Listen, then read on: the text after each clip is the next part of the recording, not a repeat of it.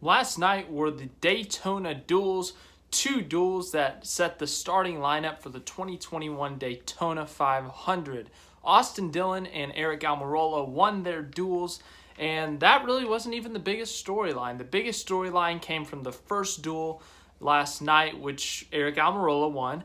And, the biggest storyline was Ty Dillon, actually. Ty Dillon, of course, last year raced for Germain Racing, and they had to shut their doors down, or shut their company down after last season, and Ty Dillon had nowhere to go. Well, he signed on for Gaunt Brothers Racing to drive in 2021 for the Daytona 500, and I think the Daytona Road Course now. But, they were an open car. They were not guaranteed a spot in the Daytona 500. And so the way it works is in Daytona 500 qualifying, it's a single car lap, and you run every single car, whether you're open, whether you're charter, runs one lap, and there's 44 cars, 36 charters, 8 open cars, only 4 spots available for the 40 spots in the race.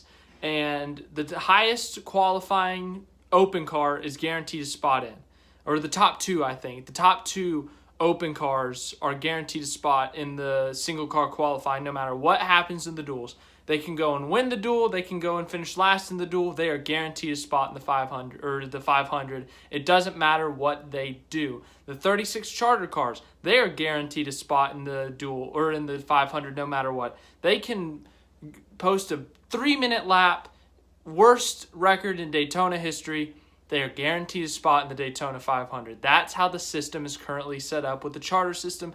The charter system, of course, is that these cars, they buy a charter and they have to run all 36 races, but they're guaranteed a spot in the race. If there are more cars on the entry list than that can qualify for the race, they are guaranteed a spot. Big teams like Joe Gibbs Racing, Hendrick Motorsports, Stuart Haas, and then all the way down to Rick Ware Racing.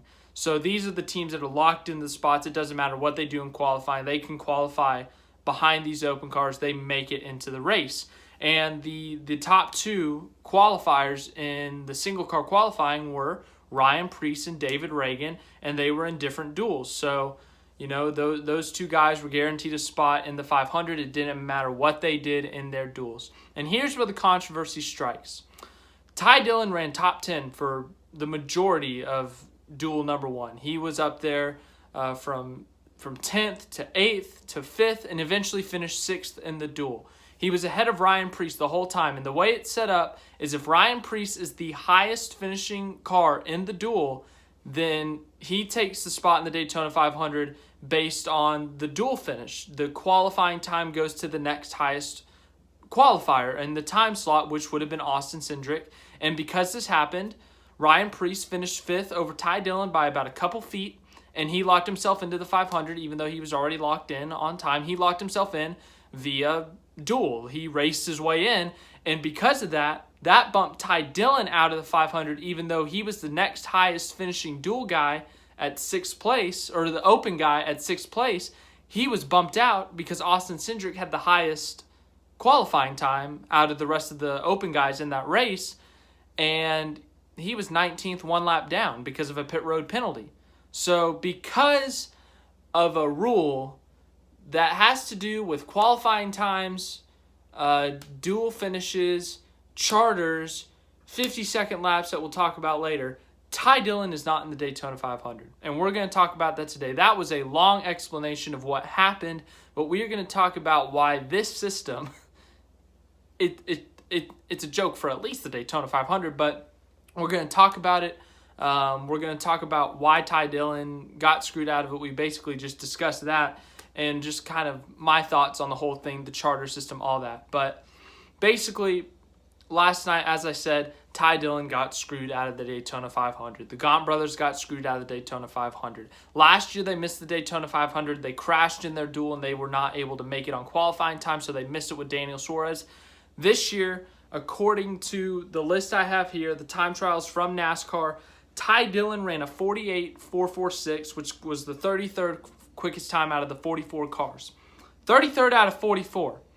That's not bad for an open car Gaunt Brothers single car qualifying, no draft, no help, nothing. there were 4 cars below 50-second times. So Dillon ran over a second and a half at least higher than these guys. Those guys were Timmy Hill, which was an open car, Cody Ware, which is a charter car, Joey Gase, also a charter car, Josh Bilicki, Derek Cope, who were also charter cars, and then Noah Gragson, who did not run a lap due to failing inspection. But look at that, would you? And that's not even talking about some of the other guys he outqualified, not below 50 seconds. Jamie McMurray, Corey LaJoie, and Quinn Houff were all charter cars that ran 49 seconds or under, and Ty Dillon outqualified them in single car qualifying. Now, obviously, single car qualifying in this system is not the only thing that matters, but it is a significant part. If you look at some of the, as of last night, that's a perfect example. But then we go to the race. The race, of course, we look at who finishes highest in the duel. And in my opinion, in my honest opinion, if you are the highest qualifying open car, you should just get a spot. It doesn't matter. If you're the highest finishing duel finisher, it should not matter. It really shouldn't. You shouldn't be irrelevant, obviously, but you should be irrelevant in terms of open cars. You should not have to, if you're the highest finishing open car, words are tough, it should not matter. In my honest opinion, that should not matter.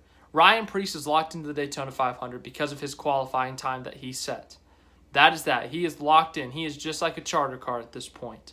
And Ty Dillon, it should be, after that, it should be the highest finishing open car in that race, which would have been Austin Cindric, Timmy Hill, or Ty Dillon, and Ty Dillon outraced them all. He outraced Timmy Hill by a mile. He outraced Austin Cindric by technically 2.5 miles because, they lapped him.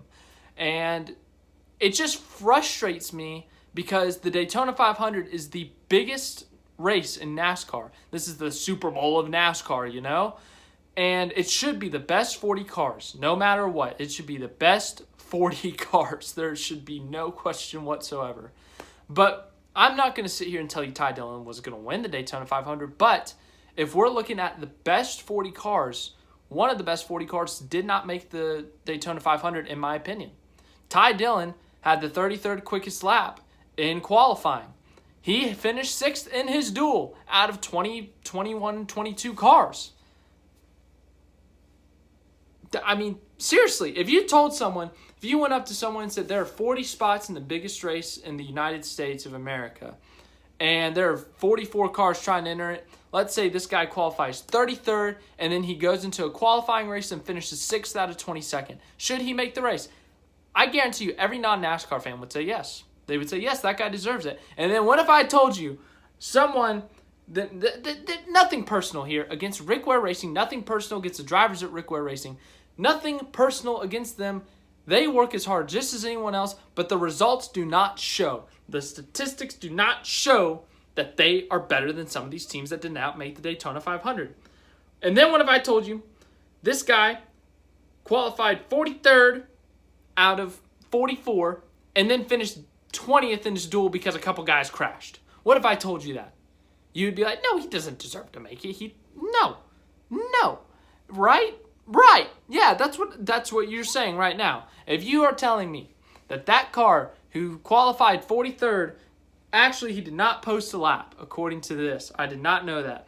Anyways, it's irrelevant. Let's say he did post a lap, and his highest teammate, it doesn't matter. His highest teammate qualified 40th out of 44. So let's say he's the best Rick Ware car. He qualifies 40th and then finishes 20th in his duel because a couple guys crashed that were 3 laps ahead of him. This car, Derek Cope, he's a Daytona 500 winner. No disrespect to him. Once again, nothing personal against him. Nothing personal against Rick Ware Racing, but it's just the results. He was 2 laps down in 27 laps at Daytona.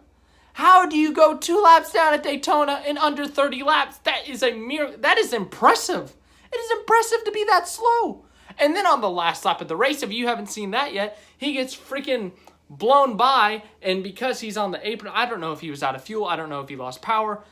I guess we'll give him the benefit of the doubt. But Truex about freaking hit him. A couple guys, he about Kevin LePage the field. What the heck was that? The last lap, you've probably seen 1,000 replays. He's on the bottom. he's about on the freaking double yellow line. I know you're not allowed to go down there, but if someone got wrecked and rear-ended him, it would have been freaking bad. And, Truex is throwing blocks. Bubba's trying to get around him. They're all going around trying to get position because it's the last freaking lap trying to get the highest position possible for the Daytona 500. And this guy's going 10 miles an hour on the freaking backstretch on the apron. It's so frustrating. I don't even know what I'm ranting about at this point. But anyways, my point is, why, when it should be the best 40 cars available for the biggest race in NASCAR, why is one of those cars not in there? But we have 4 cars that are absolute garbage. I'll admit, I don't know. I'm really jumbled right now. I don't know what to say. I'm really thrown off. I got notes here. I haven't been looking at them because I've been going off on the little different tangents. But anyways, Ty Dillon should have made the Daytona 500. And another reason this is a big deal is because this is one of the highest paying races in NASCAR. I think it is the highest paying race in NASCAR all season. All season. Like last year, I think like the, whatever they call it, the pot, the jackpot. I don't know what the heck it's called. The purse. I think it's the purse. It was like $25 million, That's a lot of money. And some of these small teams need that money to even run races. I'm sure Gaunt Brothers, even if they finished dead last in the Daytona 500, they would have been very happy with what they were given. Because that would have been great. As long as they don't, wreck the car or anything. If they brought the car home in one piece or some manageable damage, they would have been extremely happy with whatever prize money they won in that race. Whether it would have been a top 5, a top 10, or heck, 38th. I think they would have been thrilled with that money. And they are not in the race because the charter system. The charter system does not allow them to get... obviously, they could have... You could say, they could have beat Ryan Preece. They could have qualified better. But because of this, yes, that is technically true, they out-qualified 11 cars. 6, did I say 5 or 6, which were charter cars? Why? Why does this system exist for the biggest race in America?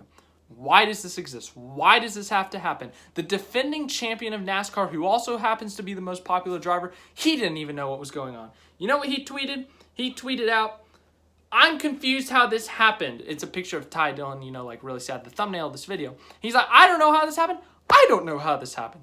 Why? Why would they make a system to where it's the best cars in the biggest race in the United States, but no, one of the best cars isn't going to make it because, this team bought their way in? No, I don't think that's going to work. You know what I'm saying? Do you guys understand my frustration with the current system? I'm once again, no disrespect to these teams. They all equally work hard. They all put as much effort into it as they can. But man, when you're running 50-second laps in qualifying and someone out-qualifies you by 2 seconds and then they go and finish 6th in their duel and don't make the Daytona 500 while all your cars are finishing 20th or worse, that's a joke. That's outrageous. I do not understand how you can sit here and say, yeah, they deserve to be in the Daytona 500. So I think the charter system should be scrapped. Plus, I think it would make qualifying in the duels much more important. The charter system kind of ruins the excitement of the duels.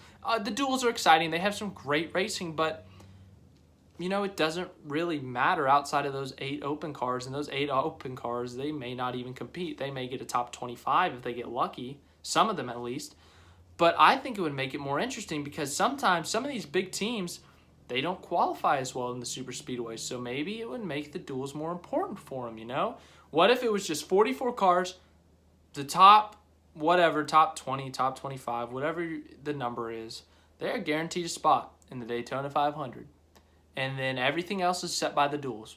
If you don't do good enough in the duels, you can miss it. Could you imagine, let's say, let's go to the lowest finishing, big team qualifier. Let's see. Tyler Reddick qualified 31st. Martin Truex Jr. qualified 28th. Brad Keselowski 26th.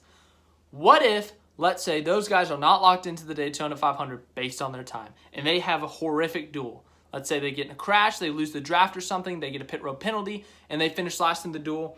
And let's say B.J. McLeod qualifies 38th, but finishes 3rd in the duel. Could you imagine? The shock, that would be a major upset, right? Brad Keselowski misses the Daytona 500. B.J. McLeod knocks him out. You know, B.J. McLeod's not going to win the Daytona 500, but just the shock, could you imagine? You know, something like that. I'm throwing out ideas here that I don't know about. I don't know the system. Like, I don't know the technicalities. I don't know why the system's in place. I don't know who brought it into place. I don't know anything about it other than how it works, and then also how it kind of screwed some guys out of the Daytona 500. And we almost had that same situation in the second duel because David Reagan was the highest finisher, even though he got in on qualifying time. But luckily, the second highest finisher was also the highest qualifier, so we didn't have to worry about it. Kaz Grala, Garrett Smithley, I tell you what, Garrett Smithley and Noah Gragson last night, they ran incredible in those duels. Like, man, they should have gotten into the freaking 500 over the Rick Ware cars. They were amazing. The MBM car for Garrett Smithley, like, people giving him crap for that crash, I don't think it's necessarily his fault in my opinion, but he did great. He was up in the top 10. He was side by side with Gragson for a good bit, fighting for that final spot. It was some great racing going on in those duels, man.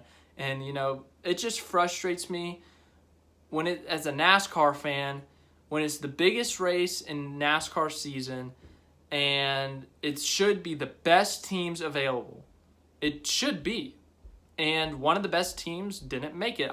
Once again, I don't think Ty Dillon would have won the Daytona 500. Heck, I don't think he would have gotten the top 15 unless things played his way. But, you know, I think he's better than some of the cars that are going to be in the Daytona 500 on Sunday. I think he's better than the Rick Ware racing cars. Heck, he might even be better than the Star. I love Starcom Racing, but he might be better than them.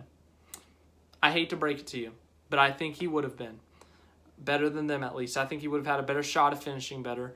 Watch, after me making this video, ranting and stuff, watch freaking Rick Ware get top 10s with all 4 of their cars. But anyways, I'm just frustrated with the system. I think Ty Dillon should have made the Daytona 500. I think it's ridiculous that he posted 33rd place qualifying over 5 or 6 charter teams and then does amazing in his duel, runs top 10 most of the night, finishes 6th, and because of a stupid little rule, he doesn't even make the race.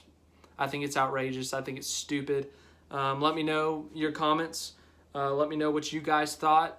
The duels, I thought it was incredible. Both of them I thought were really good racing. The first duel got really tame before the finish. It was kind of a freight train on the top, which, yeah, I hate that. But, you know, Daytona, Talladega are really fun. And the second duel was incredible. Austin Dillon there at the end. That was a freaking Dale Sr. move that he made on Bubba Wallace.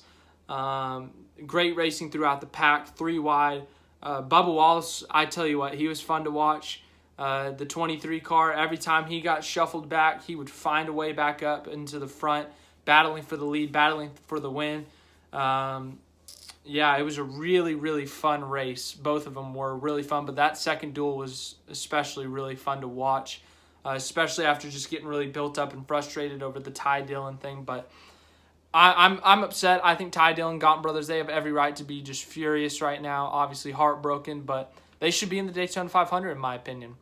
They had a better car than some of these cars that are going to be racing on Sunday, and because of the charter system, they're not going to be in it. It's frustrating. Let me know in the comments what your thoughts are. Should NASCAR do away with the charter system? Should they do some different type of system? You know, that thing I proposed earlier, that was just kind of me throwing some idea out of my head. I don't know if it would actually work, but, you know, something else I think needs to be done. It should be the best 40 cars that are available, and I don't think one of the best 40 is in there. I think Ty Dillon was one of the best 40, and I think there are a few cars in there I think that he was straight up better than. There's no question about it. And, you know, he got screwed out of it because of the system. Anyways, thanks for watching this. I hope you enjoyed. This was a long video. I went a little off script there for a bit, but I hope I got my point across. If you agree with me, great. Let me know why. If you don't, great. We can have a comment discussion thingy. Yeah, once again, thank you for watching. Really, really appreciate it. We got the Daytona 500 on Sunday. We're going to do the Daytona 500 preview tomorrow. Leave a like, subscribe, share, all that. And, yeah, charter system sucks.